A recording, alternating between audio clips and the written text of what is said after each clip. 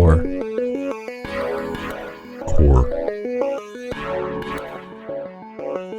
You are listening to Core, a show on Code Zero Radio that plays bands located in the Fox Cities. A show to find and discover new music. Hosted by Andy McNamara.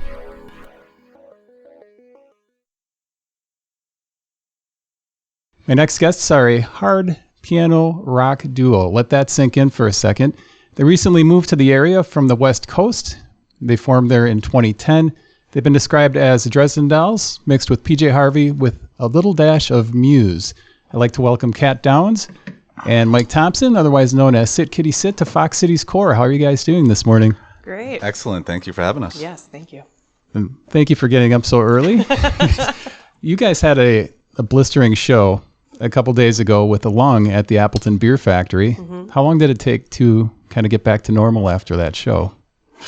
I'm guessing by about 4 o'clock this afternoon. Yeah, maybe. It was. Well, that was our first show back since my birthday show at McFleshman's in October. Mm-hmm. And so, it was just a big rush of adrenaline and just wonderful people, and Lung is so great. We love them so much. So it was a really special show for us to get back, and then we stayed up talking after into the wee hours of the morning, eating pizza and just hanging out, and so yeah, it was really great. It was really great. What a great pairing that show was. Mm-hmm. I'll tell you. So we met them at Mile of Music last year, Mile 8, right? Yeah, Mile 8. And whoever curates that festival really knows what they're doing, and when they pair bands together and build the lineups and stuff.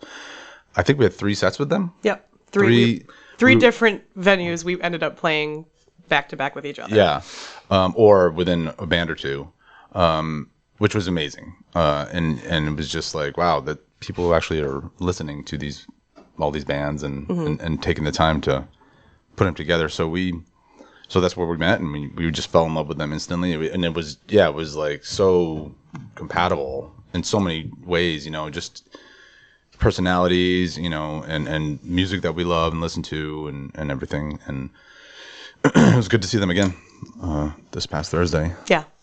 Being a hard piano rock duo, do you find it hard to find bands similar to play with when you're scheduling shows? Are you typically looking to mix well, or do you find it better when you're sort of the different genre in the mix?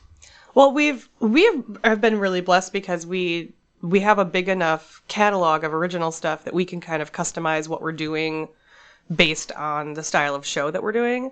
So if we're paired with more like poppy, folky kind of bands, we can kind of tone it down a little bit. I mean, we've opened and played shows with metal bands. We've opened and played shows with like hard rock, kind of more classic rock, like singer-songwriter style stuff. So we'll just kind of change our set list based on who we're playing with.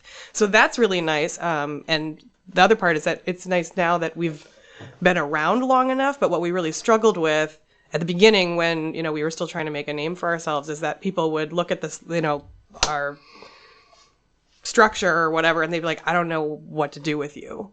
So it was really hard to initially even get shows at all because people didn't know how to pair us. They didn't know what bill to put us on. They didn't know anything. So when we started building our own bills and like that kind of thing, that made it a lot easier. Now we don't struggle with that as much, but man, at the beginning that was really tough. Yeah, it's sort of kind of like a chameleon sort of type band. You mean chameleon? Chameleon. I know it's weird. I mean, we always sound like us, but the genres of songs, the music, is pretty, spread out. So, and that happened over time. I mean, when we first started, I mean, it was pretty heavy proggy stuff, on that first EP there. And then, as bands do over time, you just try out different things and listening to different music that inspires you, and and just kind of trying to make your way in the world. So now we'll play with anybody anywhere. We just want to rock. So Sid Kitty said the start date was 2010 that you guys Yeah. formed. Before May that, 4th. May 4th. Yep. That was our very May the first 4th be with rehearsal. you. Yep. Yep. And you were both in different projects before that. I know, Kat, you had a solo album out 5 years prior, which is available online, and it's a way different style. Like, you can still hear the elements there, but it's a lot of different. I mean, you've got acoustic guitar, different things in there, and your voice is still really solid. And Mike, I know you were in more rock bands, and Yep. Yeah. What's funny is our first EP was basically all of her solo songs rearranged. Yep. That's how we kind of started. As that was the foundation. I heard. Well, we can get into that, but yeah, before I met her, I was in mostly like blues and rock bands. I was in a shoegaze project called Tokyo Raid for a while in San Francisco. Before that, Big Nasty in Austin, Texas, and that was like a really more like Zeppelin-y, Aerosmith type, guitars and Hammond organ and all that stuff. And that's what I kind of grew up with. My dad was a drummer too, and he was all into classic rock, and so that's all I ever listened to, which is great. And then metal, and I was big into metal in the 80s and stuff, and just all that kind of stuff, really. And I did a little bit of like jazz and world music in college, and that's really kind of like where I expanded a lot in my playing, which helped me immensely in this band, because now it's so open and naked and kind of can do whatever we want. So, I don't know, it all just kind of led down the road to Sit Kitty Sit. And then we met through a mutual friend in San Francisco to do a song for you on one of your solo. No, yours was first. Oh, that's right. Yeah. She came in and played on one of Tokyo Raid's songs in the studio. That's how we met. And then months later, she called me to come play with her. And I was like, sure. It was just supposed to be one song. Yeah. Yep. And here we are 12 years later. That was it. One and done. And wham, bam, thank you, ma'am. And we didn't even rehearse before we did that either. No. I mean, she just sent me this track, The Push, the very first song we ever did together. And it was only a few weeks before. Yeah. I didn't really have much time, so I just ran it through myself, and there were no drums on it. Nope. It was just a piano part, and I'm like, man, this is wild. Then we went into True Grit, True Margaret's studio. Yeah. Margaret Eichler. She's fantastic piano player, band leader. True Margaret, great band in San Francisco. And she was just like, what are you guys doing here? We're like, we don't know, but it's pretty cool. She's like, all right. And so that's where it all started. So, Kat, you're from Wisconsin. Yep. How old were you when you moved away? And what caused you to move out of the state? Oh, okay. So that was I moved when I was, oh God. Well, it was 2001. And it was because my first husband, hair flip, he got a job in California, and so we moved there. He was already there, and then I moved there and met up with him again because he was on what was supposed to be a temporary contract, and then it turned into a full-time gig. So I initially moved into Walnut Creek, which is in East Bay, outside of San Francisco, and then we were there until, I want to say 2004, and then we moved into actually into San Francisco proper. So, and then I was there for ever-ish. And then, so I was there about 19 years. When you moved to San Francisco, were you doing music at that point? Not really. So when I was, I mean, yes-ish, but so basically when I was still living in Wisconsin, I was teaching, so after college, I graduated from St. Norbert, and then I started teaching private lessons, actually at Hyde Music in Green Bay, which is where I had 50 50 private students. It was crazy. So I was doing flute. I'm classically trained on flute and piano, and so I was teaching flute and piano lessons. And then I also got a job working for the Green Bay Youth Orchestra. So the youth orchestra and the junior youth orchestra. I was the section leader for the flutes. So I was doing all that kind of stuff, and then my ex got the job in California. So I took that as an opportunity because I was curious about songwriting and I wanted to try and get into songwriting. And I very loosely had tried a little bit of it here in Wisconsin, but I opted to not keep private teaching initially when I moved to California. And so that was when I really like dove in and I just started like writing like a maniac. But it took me a long time to kind of like find my vibe and what worked for me because I'd been classically trained like so hard from the time I was 6 all the way through. And when I wrote based on music theory, I didn't like what I heard at all. Like it sounded prepackaged and predictable and whatever. So it took me a couple of years to figure out my own style of writing, which is to listen to the stuff that I hear in my head and write that down and not worry about the math or the theory at all. And then later on, if I have to, I'll figure it out on the back end. So it's almost like I have to analyze what I wrote down.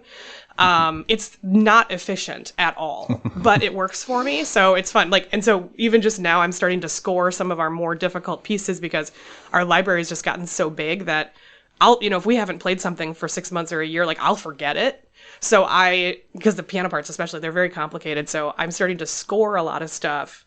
Not only to make songbooks for our fans, but also just for my own memory, just so I don't lose it. It's been a fun exercise. It is because I'll have to play the riff for Mike and be like, "What time signature even is this? I don't even know what this is." And a lot of times we didn't even know what we just would just play it. We would just play it. We didn't even analyze it or think about it. And he's like, "Oh, this is in 9/8." Yeah. Oh, that explains a lot. Yeah. So. Anyway. So when you're writing songs, do you typically have the idea cat prior, or Mike, are you bringing in stuff to? Mostly it's me that initiates, and Mike is a phenomenal arranger, phenomenal. So I'll come to with something a little bit rough, and we finish it together. But yeah, mostly. For the first, most of our whole careers, okay, it has been a lot of it as. Well, I guess the first couple records were really songs that you'd already written. Yeah, they were pre-existing songs. Pre-existing solo songs that she already had, which we then just slapped some kitty on it and arranged it a little bit and just made it, it's not hard to sound like us. It's just as soon as we start playing, it just sounds like us, So, we're only recently trying to kind of add more pizzazz to our stuff in terms of backing tracks and different layers of percussion and synthesizers, stuff like that. But in essence, it's just acoustic piano and acoustic drums. I mean, that's it, So it's a challenge to make things constantly interesting and, still sound like us and whatnot. But yeah, she would bring in, we collaborate a little more now, but still mostly it's all this brain right here. Well, you guys are both such good musicians, and Mike, you have quite the background. You went to Berkeley. I did. So I'm from Rhode Island and went to college at Berkeley in Boston, and that was the turning point for sure. I played in high school jazz band and marching band, starting in about 10th grade. I started taking private lessons when I was 13 or 12. I think 12. I don't know. And continued with that through high school. And then, when I went to college, that's really when my world opened up. It was a very, very humbling experience at that school. It's not a big school, but people from all over the world, which was the best. I just would meet people from everywhere, all walks of life, all different kinds of music. So many drummers, from South America, Europe, Asia. That were just running circles around me, and I'm like, what is happening right now? Jeez, what the fuck? So, and I met a lot of lifelong friends still, to this day. But that's when I really I was still doing rock music, but that's like when the blues, real old blues and jazz and world music, Latin stuff, like really captured me, and so a lot of my classes were focused on that stuff because I knew how to play rock and roll. I mean, that's what I grew up in. So yeah, that's really when my mind was just like kind of blown, and just I was like, wow, there's a whole other world out there than Zeppelin. What made you decide to go to that level to learn drums? I mean, it must have been something that you were passionate about. Was it from a younger age? Yeah, or was it... man. So like I said, my dad was a drummer, and I have a cousin that's a drummer, and a great uncle that's a drummer. I mean, drums kind of run through the family here. And when I was 10, I was starting to kind of get into it because my dad always had a kit downstairs in the basement because that's where his band practiced.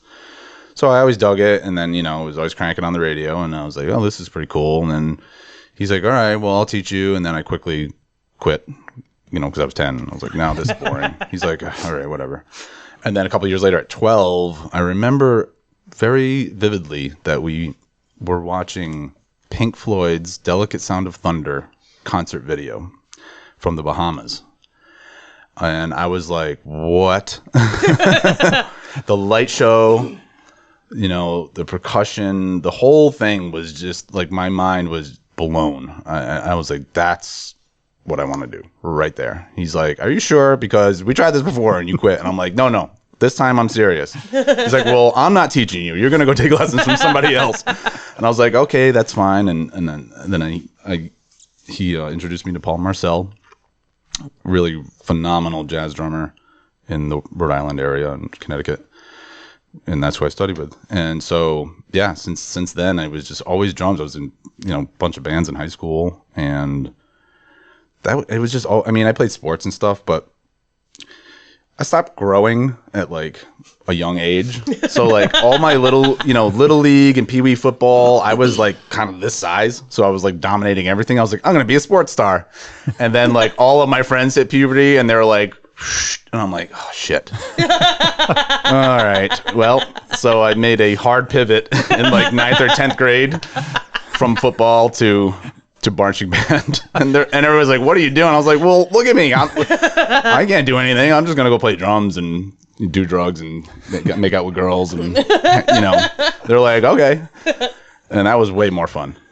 So yeah, it was and then since my high school band teacher, Ted Collins, he was a huge jazz guy, really great band leader, and he really got me into jazz a lot, like big band jazz, which I love.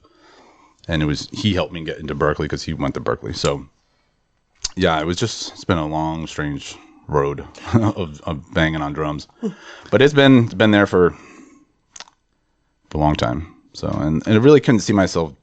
I didn't really want to do anything else, what's better than rocking and rolling? Come on.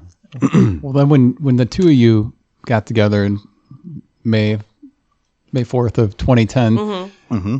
I mean, is that something that you felt that chemistry right away? Oh, we felt it when we worked on that one song with Margaret. Like, so technically, I guess that. Well, I mean, but then we didn't. Yeah. So but we were work colleagues. Like, we didn't hang out in the same social circles. Like, we didn't talk outside of anything music related. And I was working on this like weird concept where I was trying to write a album where every single song was a completely different genre. And so the reason I brought him on the push is like I wanted a song that had room for vocals, but the piano part was kind of Rachmaninoff-ish. And I was like, someone has to have remixed Rachmaninoff with thrash metal drumming. Someone has had to have had that idea already. And I was like all over the internet. I'm like, someone has done this, And I couldn't find it. I literally could not find it. I was like, well, crap, now I gotta write it. So like I wrote it, and then I had, because I used to play in a heavy metal band also. And I actually had that drummer lined up to play. It was supposed to be on this one track. And he bailed on me at the last second. And our mutual friend happened to reach out to me the same day that happened, and he was like, well, ask Thompson to do it. And I was like, but I'd only ever heard him play in that one band. So like I knew him as a shoegaze drummer, not a metal drummer. And I was like, well, could he pull it off? Yeah. It was vastly different stuff. It was vastly different. And I was like, could he pull it off? And his guy's like, yeah. Don't worry about it. Well, I didn't know. I'm like, I didn't know. Sure. I didn't know it. I didn't know you. No, I don't know. So we went in, and we didn't know each other. Like he was a stranger, like I talked to him one day when I went into records and stuff. So we sat down and we played together, and both of us were like, who are you? And you are weirding me out right now. And then we didn't speak for 9 months after that. Yeah, something like that. Yeah, it was something stupid. Well, we were busy doing our other we were stuff, doing other stuff. And but the idea stuck. And well, yeah, and it was immediate. We just musically we I remember after that. I think it was it the Waterstain release at your house? Oh yeah. That's where I Yeah. It wasn't 9 months after. It was a couple months. It was a few months. But I mean, it was awesome. It came out great. But we're both very percussive players, and we've got our sense of rhythm is very, very similar, and so it really meshed hard. And I was like, wow, that was really fun, and it was really fun for me because mostly I was playing in straight ahead rock bands, so. There's not much in the way of variety, and excessive creativity. Creativity for drums because you got to just kind of stay out of the way and play the beat and you do some stuff here and there, but not like this band, where it was okay, now you kind of have to fill the space so you can do whatever you want. So I was really intrigued by it. And then a few months later, she had a little release party for a music video for one of her songs, Waterstain, which is on Beautiful Terrible. Yes. And we were all there and watching the video, and I was like, man, this song is really cool. And immediately I was like, oh my God, I could do this on there, and I could totally see myself playing on it. And I was like, I have to play drums on this song. I have to. And she's like, okay. and I was like, it was just I don't even know. I was obsessed. I was like, and that's just kind of right there. It all took off. I was like, man, what if we did this on all of these songs? And then it's And so, yeah, but Strange Waterstain wasn't on the Push EP. No, it wasn't. Well, I mean, because it wasn't even that immediate afterwards. It's I remember you texted me. Mm-hmm. He texted me during the party. He's in my house. He texted me during the party, but I didn't have my phone on me because I was in my house. So why did I need it? And so the next morning when I checked my phone, there was a text saying, I want to play drums on this. And I was like, what are you talking about? So, but again, we weren't really, I can't even say we were friends. We never hung out or anything. We either talked about work or didn't talk. Yeah. That was it. No. And yeah, so I don't know, a couple months after that, I was trying to put together, I think, a set for some solo show I'd booked or whatever. And I was realizing that most of the stuff that I wrote was very, because he had mentioned something about me being a percussive player, and I was like, I am kind of a that's true. And I was like, I wonder if this would work. And so I messaged him on Facebook, and I was like, hey, do you want to try this and just see? And he was like, yeah, okay, why not? It was just this super casual thing. And yeah, it was pretty funny, but that's how it took off. And then we ended up even initially sharing a rehearsal space with his other band. Mm-hmm. Because we didn't even want to kick out too much money or anything. It was just let's just see what happens. Mm-hmm. And the first show we even played. So our first official rehearsal was on May 4th. 2010. And so we call that our birthday. So that's our birthday. The inception. Yeah, that's kind of the inception of everything. Yeah. But the first show that we played, we had an opening, a 30-minute slot. We didn't have 30 minutes worth of music. No. So our first show. Yeah, it was about the bottom of the hill. Yeah, release. Yeah, but we didn't have 30 minutes worth of music because the Push is not a full 30 minutes long. So that was all the songs we had. Yeah, it's true. We were he was like, chat, banter. Yeah, exactly. Yeah. Our very first show was our EP release party at Bottom of the Hill, which is a pretty, kind of up there club. Yeah. And Who did we play with on that show? I don't even remember. I don't remember the name. I can hear the music, but I can't think of the name of the band. And man, that was awesome. I mean, there was a great turnout, and that was a hell of a debut. Hell of a debut. Was there a point like where you guys felt comfortable kind of letting your other bands go, where you knew that Sit Kitty Sit was going to be your main focus? Well, I did both bands for quite a while. Yeah, you did for a couple of years, actually. Yeah. That band went through a couple iterations of lineup, but yeah, I was doing 2 bands for a good handful of years. Well, yeah, and then I was in, because I had I had been kind of in the middle of that solo record, but then this band sort of started, so a lot of those songs ended up morphing, like the songs I had intended to have on that album ended up morphing and kind of becoming, like, half of them turned into Sit Kitty Sit songs. So then I didn't have a full-length record anymore, so I never finished. That's like the record I never finished.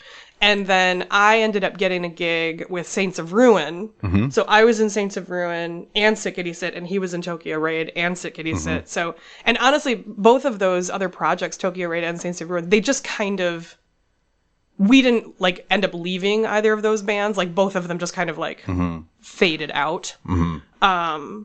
And this one didn't. And this one just never has yet, knock on wood. So what's the secret to keeping a band going for so long? Because it does seem like a lot of projects fizzle out. Is there a reason that... Communication. God, yes. Communication, and honestly just like for me at least, it's like as long as the music is still speaking to you, then it's kind of a no-brainer. And I mean, I fight with my songs just like everyone fights with their songs, and so there are times that, you know, I'm not always getting along with all of them, but you know, if there's still a relationship with the music, and that still works for us. And so, I mean, I think that's really it. It's like the songs still speak to us, so we still want to play them. Yeah, you know? I mean, and we thoroughly enjoy playing together. Yeah. I mean, we're soulmates, you know, musically and otherwise. I mean, and also it's a lot easier to kind of make your way in the world with only 2 people rather than like 4 or 5 people in the band. That is way easier. Touring is a lot easier. Yeah. Everything is just way easier. Well, yeah, and like even how everything. I mean, the band started in 2010. We didn't even become friends until like 2013. Yeah, tour. Yeah, it was on tour, and it was honestly like we were on a national tour. And it was before we had a CD player, or sorry, not a CD player. Yeah, I guess it is a CD player. We still just had like the radio that came in the van. It was like an AM FM radio. It was like a stock Econoline radio. Yeah. It was Econoline. Yeah, and it was just... And yeah, so you're driving in the middle of the night. You're in the middle of nowhere. There's no... It's, you know, you either get Static or Jesus on the radio. Yeah. And like, you know, so the only way to really keep each other awake was actually... We'd been working together for 3 years before we actually started talking to each other. Like, so we had started actually having real conversations, and I was like, oh, you're kind of an okay person. You know, like... Shocker. Because honestly, up until then, for 3 years, we were just work colleagues. Yeah. You know? It was all business, like rehearsals and everything. It was just, it was strange. Mm-hmm. Maybe that's the key, though, is to delay getting to know somebody for a while. Or just keep it business. Do not bare your soul for at least 4 years. Here are all my deepest, darkest secrets on day 1. Yeah. Well, we're going to do our segment now, Band Reaction, where we play a clip from a previous show and then we get your reaction. Today's clip is from a band called The Lately, who's been in the area for quite a while. They were on a couple weeks ago, but we'll see what your reaction is.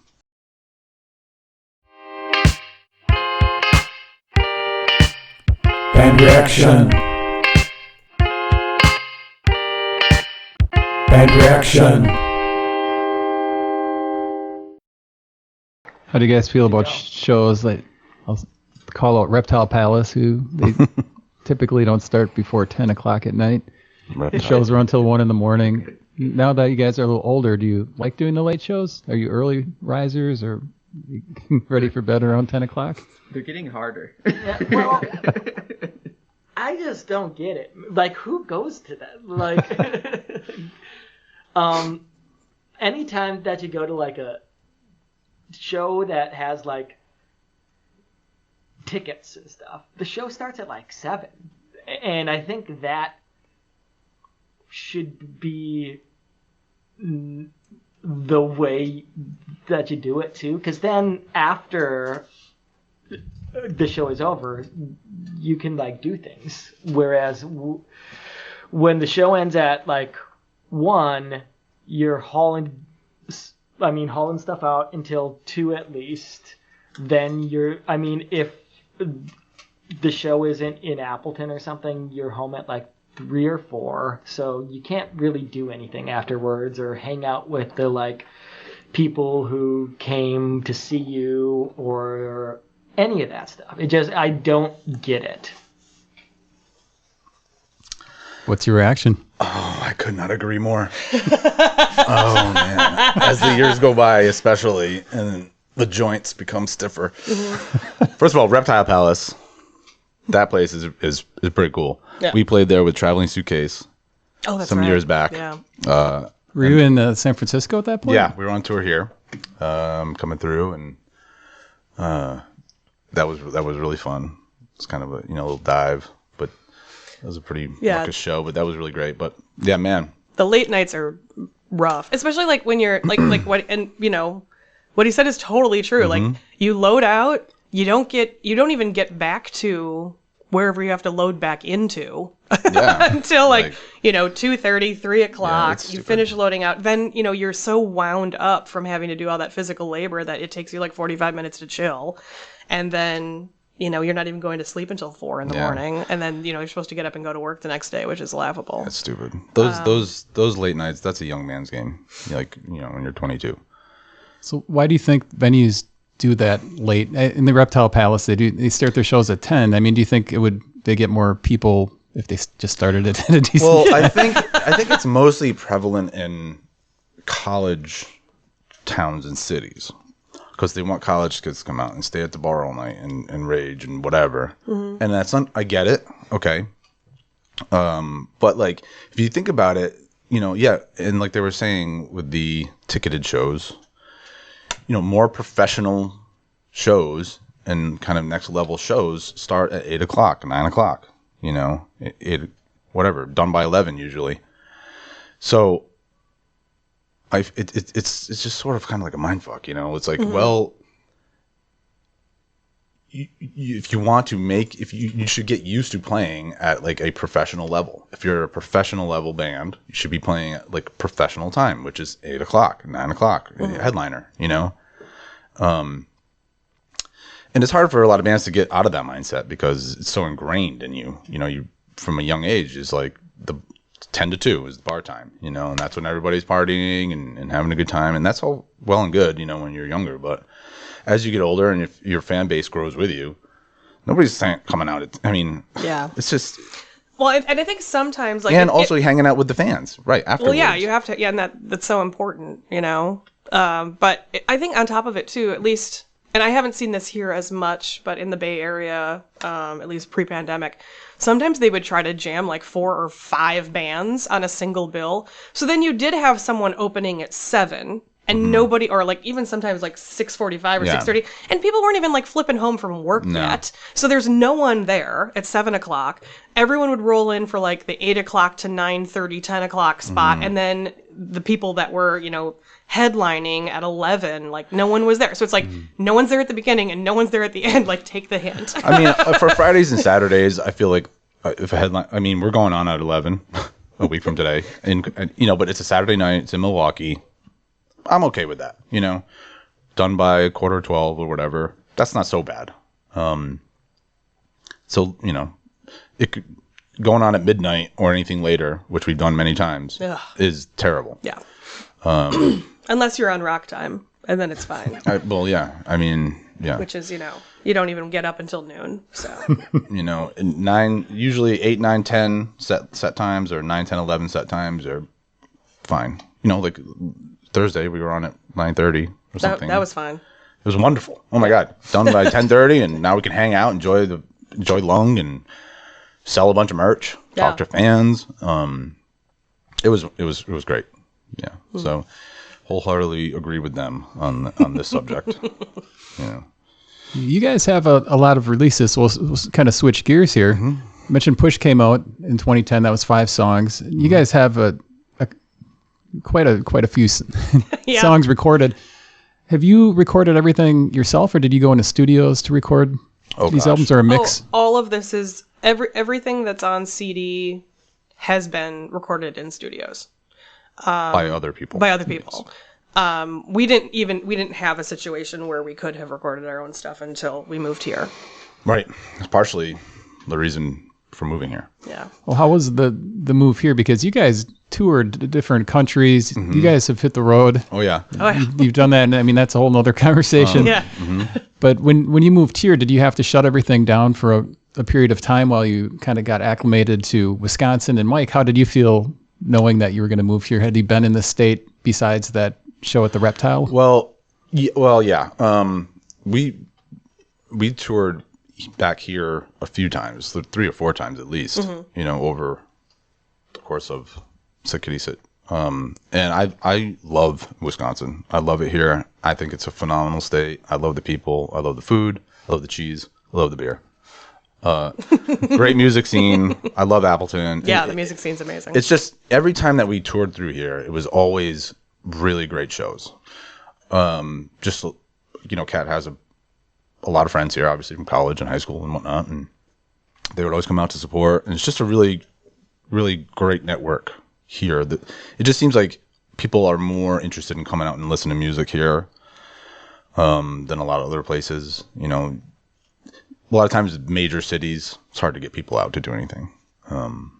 But here it was always fun, and it's always also a great place to be, for a home base for touring. Because out in the Bay Area, it's kind of a pain in the ass to tour from there, because you're kind of up in the corner of the country, and it just was the long drives to get to anywhere. Yeah. And then whenever we toured the East Coast, we just couldn't get out on the road for that long at one time, so we'd have to fly there and then rent instruments and rent a car and. Yeah, and that was, because that was back when we both still had like regular day jobs too. Right, so exactly. It's like you're working on. It's like you only have X amount of space and X amount of time to get anything done. So, but the move here was, we moved in July of 2020, so I'm coming up on 2 years. And yeah, that was a strange time. God, that was weird. Yeah, we'd planned the move for like 2 years. We'd been planning it, and we were supposed to move in May of 2020, and that's what we'd been planning on for 2 years. And so we'd made arrangements. Like I was staying with the last 9 months that I lived in California. I was staying with some friends of mine who owned a house in Oakland, and they basically were renting me like the bottom level of their house. And I was doing that because it was like a temporary space that we could like pack up and go. And then the last couple of months, I think just like the last 3 months of it, Mike gave up his apartment and moved in so we could like save money like crazy. And then we were supposed to go. Well, the pandemic hit obviously in March, and my friends that we were staying with, like they were and had already been planning on selling their house. So like we had this whole timeline lined out where they still needed us out because they were still planning to sell the house. We couldn't leave because the entire country was on lockdown. We were like, what do we do? So, thankfully, Mike's mom, who lived in Modesto, which is about an hour and a half directly east of Oakland, she was nice enough to just be like, yeah, come on down. So we ended up having to crash with Mike's mom for like, 2.5, 3 months. Yeah. And then when Wisconsin, they were like overrode the governor and they're like, everything's open. We were like, go. So like I literally because everything was just like in standby mode until, and that happened. My brother, who lives near Madison, was nice enough to we lined up like a bunch of, properties for him to go take a tour of, and he would like FaceTime us. And that was how we found our house. And it was just, it all happened very fast when it happened. The main criteria was basement. We had to have a place with a basement like this wonderful place that you have. Yeah. And like an open, sort of open floor plan, so we knew we wanted to build a studio, a makeshift studio, I guess, because it's all going to come down when we buy a house eventually or something. But but yeah, just I mean, it was a perfect place, perfect location. We knew we wanted to be, sort of close to Green Bay, so that Kat could be near her parents. And Appleton area is just a great area, for music. A lot of cool stuff happened here, so we got lucky. Yeah, got very we really lucky. did. And it's been great. We took our time building the studio, sort of. Well, initially, I mean, again, the pandemic changed everything because initially we were only planning on building like a recording studio / rehearsal studio, but now we couldn't play shows. So we had to completely change what we were going to do. And so we basically it's a black box theater. Like we built a black box theater in our basement. So it's a rehearsal studio, it's a recording studio, and it's a video shooting studio because that was kind of what was required at the time. I mean, I'm really glad we have it, and we are going to continue to get a lot of use out of it. But it was that changed. When we got here, we had to completely change what we were planning on doing. I'm glad you brought up video because you guys have a lot of cool videos out there. Who do you go to for the videos? Do you hire somebody for that? Do you have a team put together? Do you guys do those yourself? The last 7 or 8 of them have been Ryan Klausa, who is based out of Oshkosh. We've been working with this team that's based here in the area, and we were working with them while we were still in California. So it's been a couple of years that we've been working with them. Ryan Klausa, kind of a big deal. He's kind of a big deal. He did Skinned, he did Burst, he did Good Riddance, he did, I'm going to lose track. He's done so many at this point, but I think he edited What Doesn't Kill You. Yep, he did the one that's like the pop-up video. Yep, that one. The very first one he did for us is Paper Doll. So basically, that's like everything from Paper Doll on. So we have him, who we met through our 2 other girls who work with us, Carrie Devine and Denise Ullman, who both went to St. Norbert as well. That's how... Yeah, I knew them from college. From them, and then Liz Jolly, who lives up in Abrams. She's like a costume designer and makeup artist, and she does a lot of stuff for us. Just the best team, honestly. Are you guys coming up with the ideas for the videos, or are they suggesting both? Both. Yeah. Some of them are my ideas. Some of them are Mike's ideas. Some of them are Ryan's ideas. So everyone kind of takes turns. Do you enjoy doing that kind of thing, or do you think it kind of gets in the way of the music? Oh, it's fine. I mean, usually, unless they're super complicated, like Good Riddance was pretty damn complicated. So that one got a little, the making of it got a little tedious. Just logistics and just because it's like, are we done with this? Because the other one's like Skinned we shot all in one day.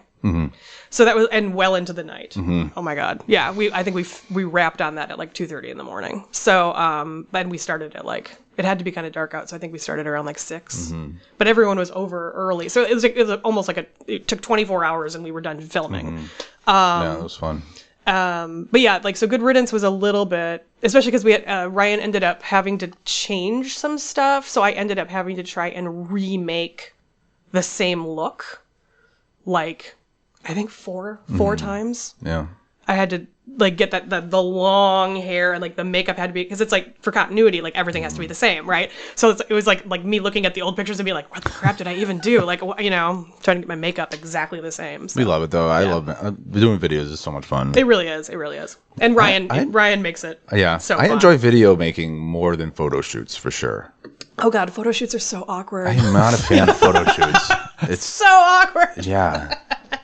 Except for the last one we did, which is as guerrilla as it gets. It was 30 minutes in the cemetery in Menasha. Because we try to do a content day once a month and just try to kind of make a bunch of stuff. And photo shoot was one of them, but it was it was just oh my God, the sun's setting. Let's go to the cemetery. Real quick. Go. And that was kind of fun. Yeah.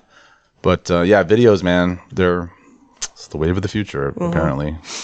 So we've been trying to do some live videos from our studio, which is called The Abyss. So you can see on our YouTube page, there's some live footage of us playing in the studio in front of the projection screen there. So we've done a few of those. We'll do some more. Yeah. Eventually, but yeah, I mean that's our. We've got a phone call, you guys. Get out of here. You're on the air with Sit Kitty Sit. What's your question? I was wondering, I'm really enjoying the podcast tremendously. I was just wondering, in their 10-year or so history, what is their favorite venue for playing live at? Was that going to be Wisconsin or in the Bay Area or anywhere?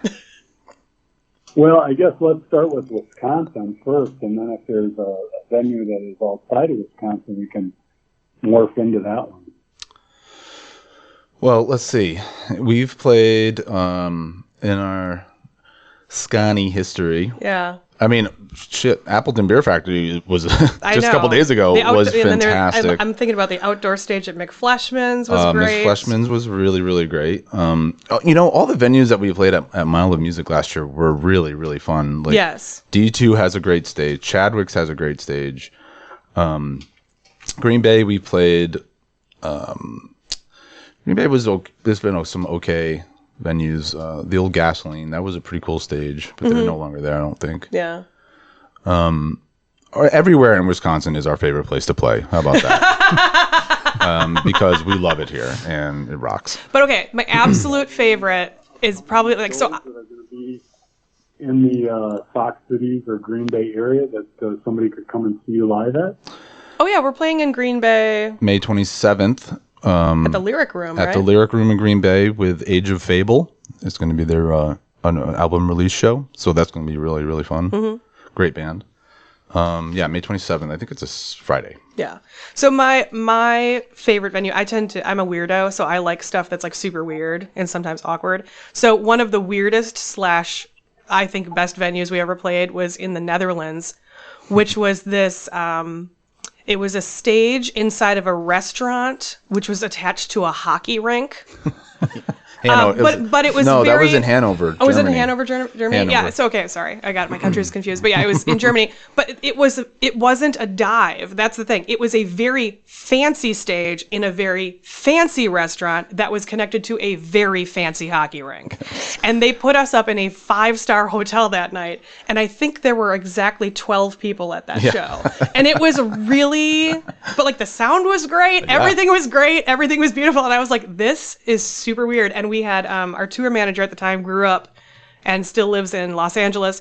I think he's seen snow exactly 2 times in his life. He'd never been on ice ever. And because, the staff loved us, everyone was having a great time. And so they slapped a pair of skates on him after the show and pushed him out on the ice. And that was awesome too. Yeah, we got some good video of that. He was like, "What's happening?" Oh man. There's a lot of interesting places in Europe, stage-wise to play. Oh, we appreciate the call, and if anyone else has a question, feel free to call in 920-358-0795. The albums, you guys. Do you guys have a favorite? If somebody has not checked out, like the caller wants to dig into Sit Kitty Sit, is there a song that you would consider the defining song of Sit Kitty Sit? Well, that would be the first song, which is The Push off the original EP. Yeah. But then off of my favorite album, you're not supposed to have favorites. Sorry, other albums. Don't get jealous. I actually really love Everlasting Fire, which was our third album. That one tells the story of Dante's Inferno, and it has 15 guest artists on it. Mm-hmm. And there are some songs that we did like the reason we named our studio The Abyss is after the song The Abyss on the same album on Everlasting Fire. And we sat and figured it out once, and I think if we wanted to perform that song live, we would have to have 12 people on stage. Yep. So but it's still one of my favorite songs too. So that was definitely our most ambitious record. Yeah. Every song is a different circle of hell, based on that. Plus our Gregorian chants. Yep. 3 Gregorian chants on there. I call them Gregorian chants because they're modern. But we tried to have a different instrument, guest on each song too. Mm-hmm. So a couple songs had guitar, and one had a stand-up bass, one had choir, one there was just different violin on one song, and then so that was a really fun record to make. Yeah. And I especially love that I told so we had some friends out on that are in New York that did the horns on the opening song, which is called Life Number 6. That's actually the same song we opened the show with the other night. Mm-hmm. And I told them, I'm like, I want it to sound like the Muppet Show. And they delivered. I mean, that it totally sounds like the Muppet Show, and it made me so happy because part of the reason I wanted to play piano is because I wanted to be Dr. Teeth. Exactly. And of course, Animal was Yeah. complete inspiration for me as a child. Absolutely. The Push, kicked it all off. I think My Beloved is a pretty. That's defined- probably that's probably the biggest fan favorite is My Beloved, which is on Beautiful Terrible, our second album. And The Purge as well. I mean, Purge is. I'm just gonna run through everything. Well, Purge is probably like my favorite song to play, or definitely one of the top 3. Of course it is. For me. I just love that song so much. I love that groove. That was our very first music video that we shot, right? I think it was our very first one. Purge? Yeah. We have a video for Purge?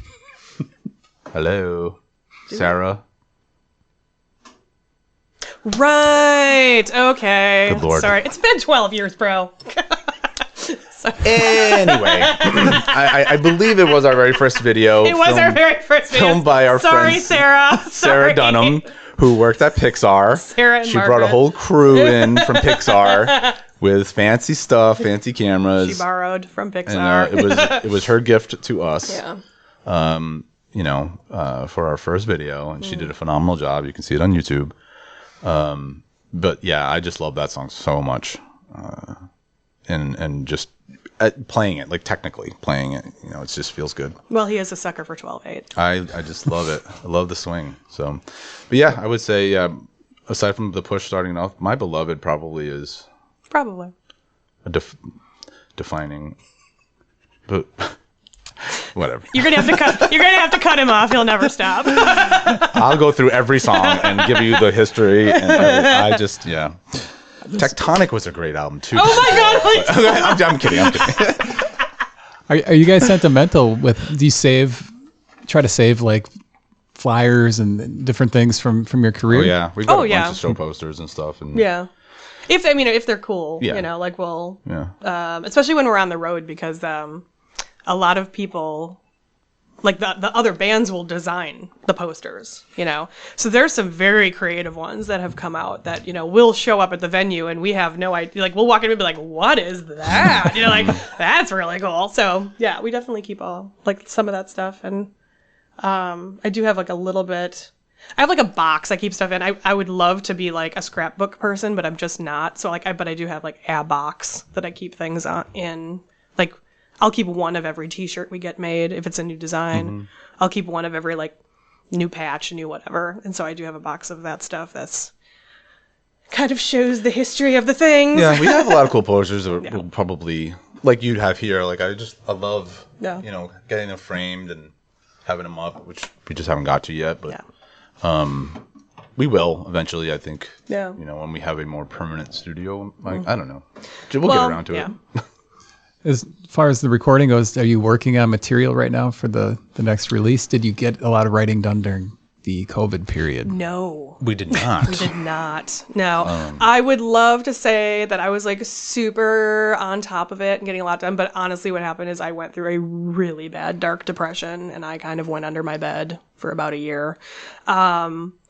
We realized that the move across the country, into a brand new life was really exhausting. It was. Well, and it honestly, because I stopped working a day job in 2011. So I've been full-time music since then, and I survived as a working artist in the San Francisco Bay Area for that long, and that was not easy. And I was honestly, for the first bit, I kind of felt like I slept for a year because everything was a struggle. Every single day you had to worry that there wasn't going to be enough money. Every single day you had to find something. I was living in the last, I think, 5 or 6 years of my life in California. I was living in illegal units because that's all I could afford. I ended up having to move out of San Francisco because the tech boom happened again, and all the prices on the rents went through the roof. I couldn't even afford to live there anymore. So I ended up having to move an hour, 45 minutes away, and then commuting in for 2 days a week.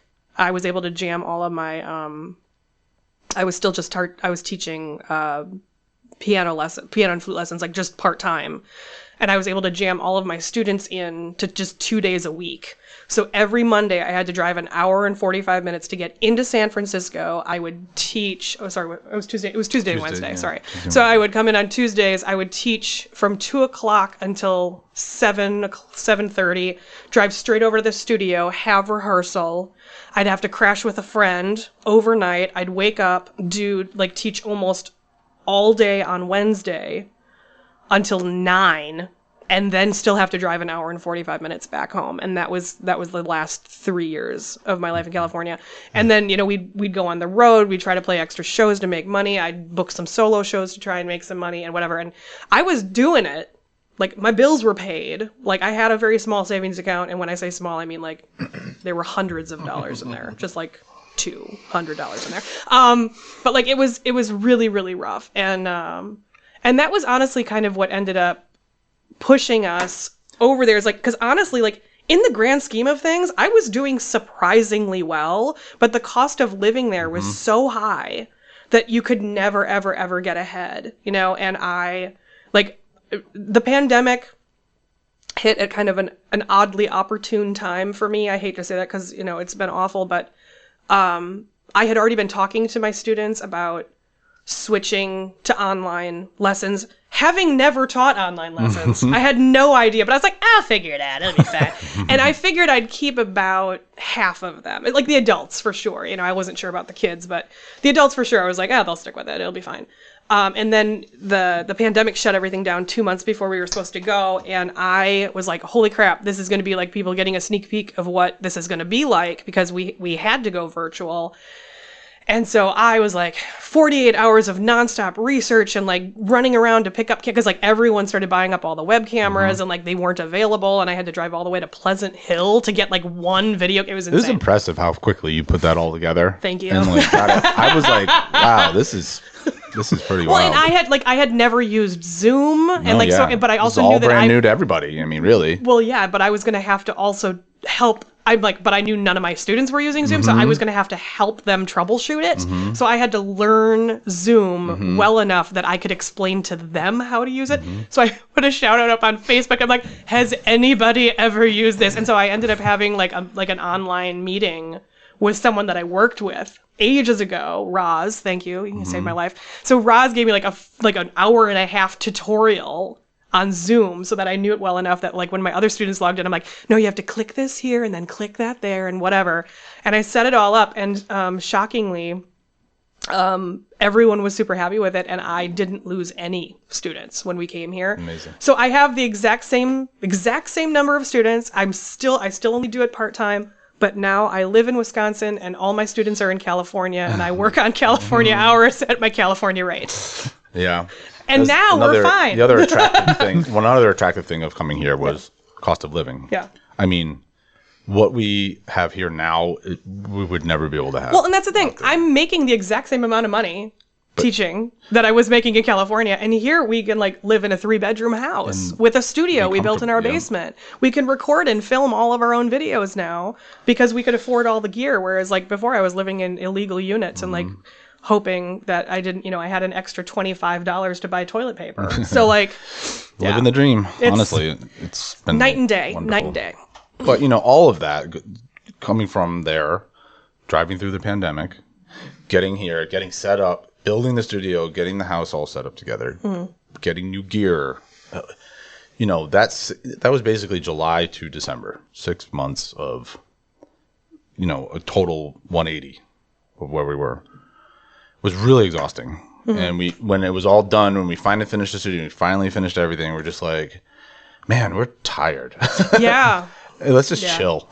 And that turned into and then honestly, a lot of chilling. But I did go through a really bad, like the pandemic was really rough for me emotionally. And, but I mean, I'm super happy. I got a new therapist. I'm on a good solid upswing now. And, honestly, I'm finally getting intrigued enough that, I'm finding new ways to entertain myself with music. And honestly, like that's where I have found those are the songs that end up working, is like if I'm entertained by it, or if I find it interesting, or if I'm being like brutally honest about something, not ever even pointing that out. Those tend to be the songs that people connect to the most. So like, for instance, Paper Doll, I've had so many fans in the last year tell me that that's like one of their favorite songs, which I was really surprised by because it's quite proggy.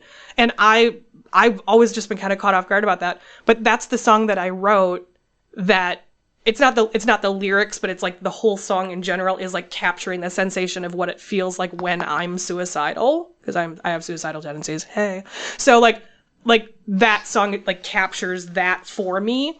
Never told anybody that like before we released the song or like talked about it like at the show, but that is what it's about, and that's the song that everyone's connecting to. And and that's happened before with other songs. There's a song I wrote that made me cry when I wrote it, and I have so many people say, oh my god, that song always makes me cry, and I'm like, did I put tears in the song like on accident? Like I didn't mean to, but those are the songs that people just seem to connect to the most. So I'm finally getting back to a spot where I feel like I can do that again, and I'm finding things that are intriguing or musical phrases or lines that are like popping out at me, and I'm like, oh, it's happening again. Okay, cool. So like I'm gearing up for it, and I'm pretty excited, and I think in the next couple of months I'm going to start vomiting out some new things, and I'm excited about There's it. been some ideas here and there put down, little tidbits of stuff, but yeah, we're feeling pretty good. Yeah. And ready to really get back to It's business. nice. It's nice to be back. Therapy. Everybody should be in therapy. Your shows are very electric as well. And again, Kat, you're doing so much on the piano, and you're just... I'm just trying to keep up with her. Believe me. But you should definitely check out Sit Kitty Sit. They're playing in Milwaukee next week, and then they're in Madison on May 5th at the Crucible, and then May 27th at the Lyric Room up in Green Bay, as mentioned with Age of Fable. So I want to thank you guys for hopping on Fox Cities Core on Code Zero Radio. Love it. Thank you so much for having us.